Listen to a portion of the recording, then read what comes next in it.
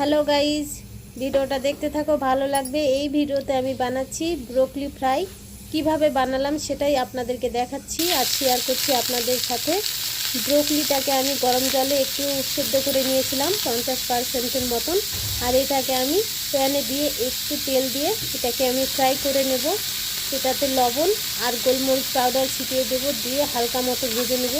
এইরকম করে ভেজে নিয়ে খেলে খুব টেস্টি হয়। মানে সিদ্ধ করে খাওয়ার থেকে এইভাবে খেলে খুব ভালো লাগে, টেস্টি হয়। এই চ্যানেলটা যারা ফেসবুক থেকে দেখছেন তারা লাইক কমেন্ট শেয়ার করে দেবেন। আর ফেসবুকে এই চ্যানেলের লিঙ্কটা দেওয়া আছে। আর যারা ইউটিউব থেকে দেখছেন তারা লাইক কমেন্ট করবেন আর সাবস্ক্রাইব করবেন, করে আমার পাশে থাকবেন। আর আপনাদের জন্য নতুন নতুন ভিডিও নিয়ে হাজির হয়ে যাব। Tata bye. হ্যালো গাইজ, ভিডিওটা দেখতে থাকো, ভালো লাগবে। এই ভিডিওতে আমি বানাচ্ছি ব্রোকলি ফ্রাই। কিভাবে বানালাম সেটাই আপনাদেরকে দেখাচ্ছি আর শেয়ার করছি আপনাদের সাথে। ব্রোকলিটাকে আমি গরম জলে একটু সেদ্ধ করে নিয়েছিলাম 50% মতন। আর এটাকে আমি প্যানে দিয়ে একটু তেল দিয়ে এটাকে আমি ফ্রাই করে নেব। এটাতে লবণ আর গোলমরিচ পাউডার ছিটিয়ে দেবো, দিয়ে হালকা মতো ভেজে নেব। এইরকম করে ভেজে নিয়ে খেলে খুব টেস্টি হয়। মানে সিদ্ধ করে খাওয়ার থেকে এইভাবে খেলে খুব ভালো লাগে, টেস্টি হয়।